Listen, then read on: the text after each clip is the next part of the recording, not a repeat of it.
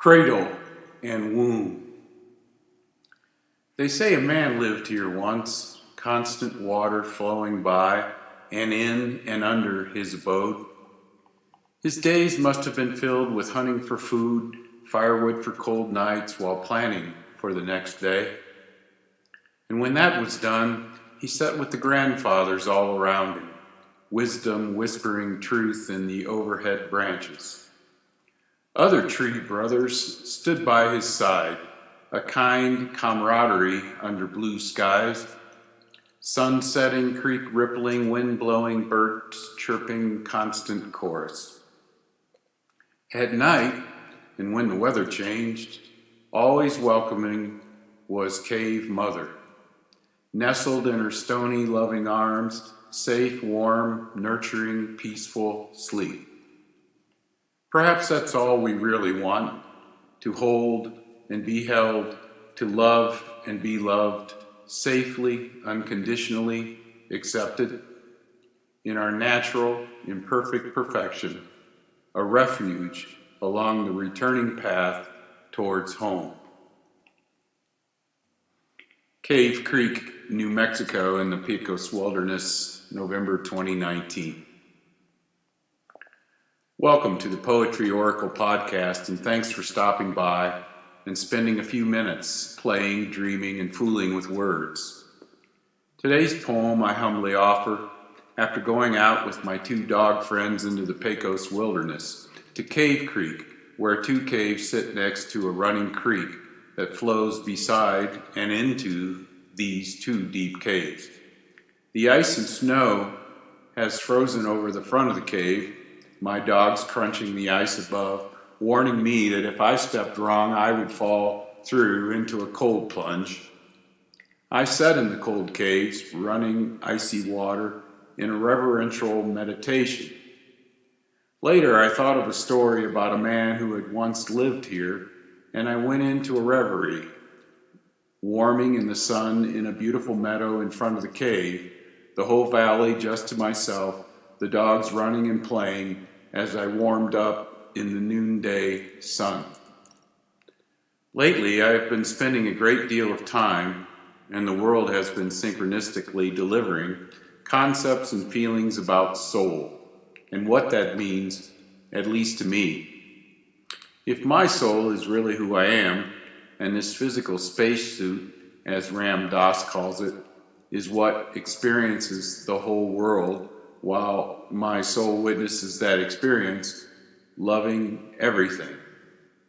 And I do mean everything that my spacesuit of physical, emotional, intellectual, sensual, thinking, and false ego experiences are to be loved and accepted as divine. That includes the beauty of the world and the deep green of the Pecos Wilderness, the wind on my face, and the pops of the ice as the dogs run across it, the sound of water flowing without fail underneath. The pain in my right calf as I come off a rock wrong along the trail, the emotions of joy watching the dogs play, of sadness of being here and often in my life alone, grief as my mind wanders to regrets, losses, and unmet goals. The thinking mind, the false ego running constant like the creek nearby, and also to be loved. As I sit enjoying the taste of each pistachio in the brisk breeze, sun on my face, chill in my wet feet, I did slip into the cold creek a couple of times on the way up, drinking cool water, refreshing my thirst, and feeling the sweat under my shirt after a speedy hike up the mountain, I sit in the perfect stillness and listening to the loud silence.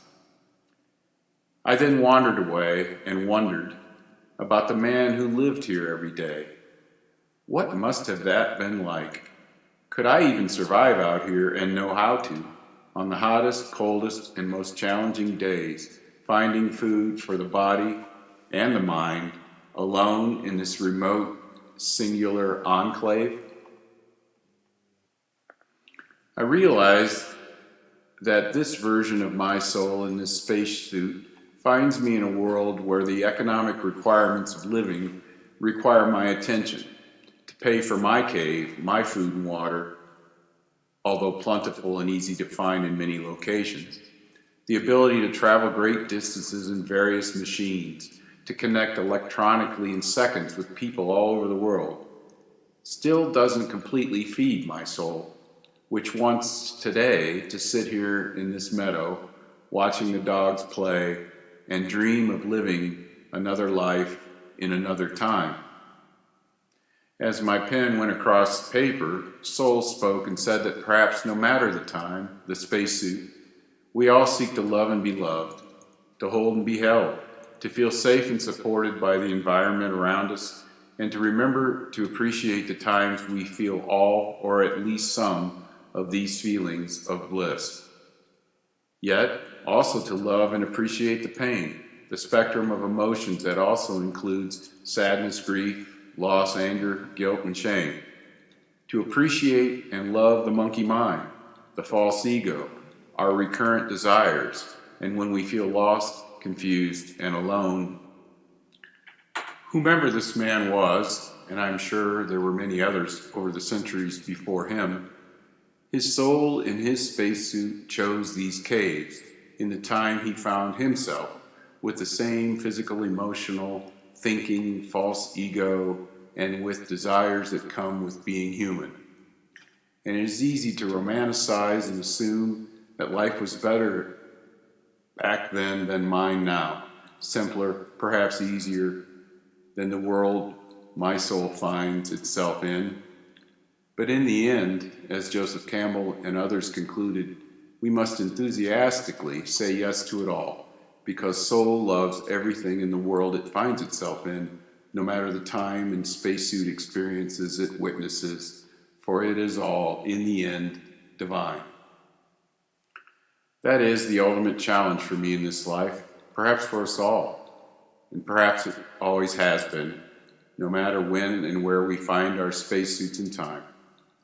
Whether living in a cave nestled in the trees, in a metropolis streaming with people, in a mechanical, electronical wonderland, a kind, supportive nursing home, wherever soul can say yes to it all, loved, nurtured, safe, and accepted as we are on our journey back to the place from whence we originally came, home.